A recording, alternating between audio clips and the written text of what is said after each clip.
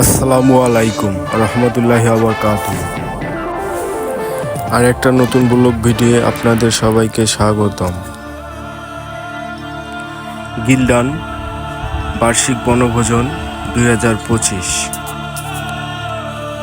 Picnic spot fantasy kingdom.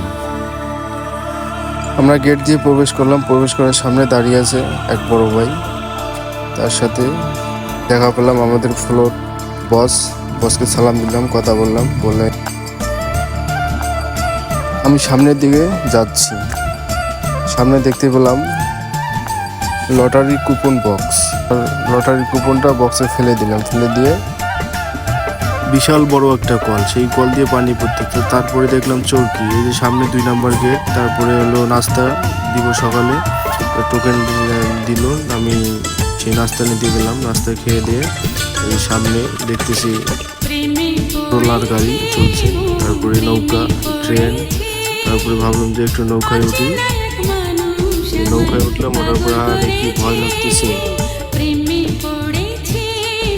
তো সেই ভয়, তারপরে ওয়াটার কিংডম ভিতরে গেলাম। দেখি অন্ধকার, একটু হালকা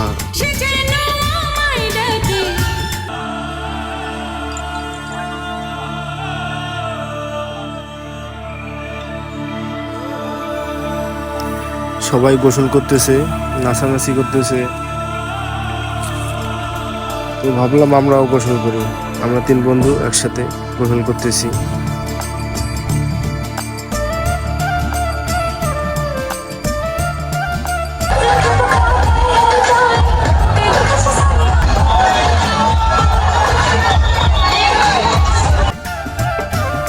আমরা 3 বন্ধু একসাথে গোসল করতেছি। এই রাইডটার নাম রক্স রোল। তাই ভাবলাম একটু দেখি, নাচানাচি করি। আমরাও ভিতরে গেলাম। হায় রে ঝাঁকুনি, সেই ঝাঁকুনি। যেটা হলো জাহাজ। এই জাহাজের মধ্যে দোল খায় কিভাবে, সেটাই আর কি আমরা দেখব। তাই আমি উপরে উঠলাম। ওইটা যে ভয় লাগে রে ভাই। তারপর আরেকটা রাইডে উঠলাম। রাইডারের নাম স্পাইডার। এখানে ভালোই লাগলো কিছুক্ষণ। এখানে মারামারি করতেছে গাড়ি সবাই। তারপর ট্রেনে উঠলাম। তো আর একটা রোলার, এখানে উঠলাম। কি লাগে, আসলে সব জায়গায় ভয়। জুজু ট্রেন। এই ট্রেনে উঠলে ভূতের বাড়ি ঘুরে আসা যায়। তো খালি এখানে পেঁয়াজ, জিলাপির পেঁয়াজ যেভাবে, তার থেকেও বেশি পেঁয়াজ। খালি ঘুরতে হয়।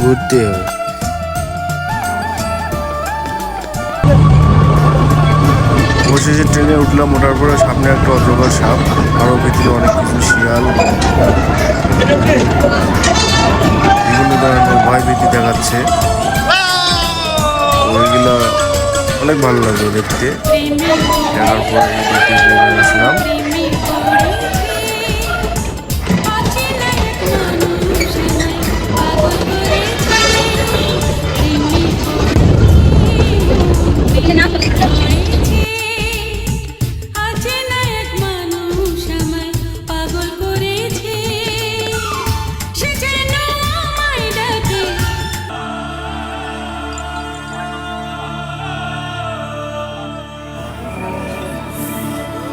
স্টেজে কনসার্ট হচ্ছে, অনেকে দাঁড়িয়ে দেখতেছে ডিসপ্লের মধ্যে।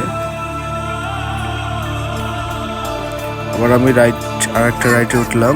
এটা বিশাল বড়, সব থেকে উঁচু। এটার মধ্যে উঠলে সব কিছুই দেখা যায়, পার্কে যা কিছু আছে। ভয়ঙ্কর একটা জিনিস। যাই হোক, দেখলাম। দেখার পরে আমি সামনে আসলাম কনসার্ট দেখতে। কনসার্টে গান, নাচ, অনেক কিছুই হচ্ছে। তো ভালোই লাগলো। সব দিকে ঘোরাঘুরি করার পরে কনসার্ট দেখলাম, নাচ, গান, লটারি ড্র হইলো। বেশ ভালোই লাগলো। আরো আমাদের ভালো উপহার দিতে পারে।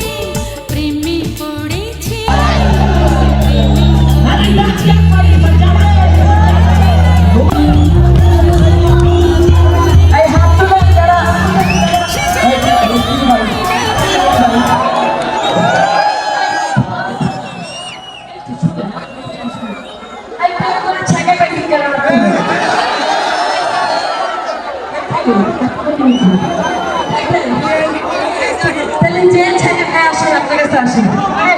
মোবাইলটা কবে ঢুকান গল্প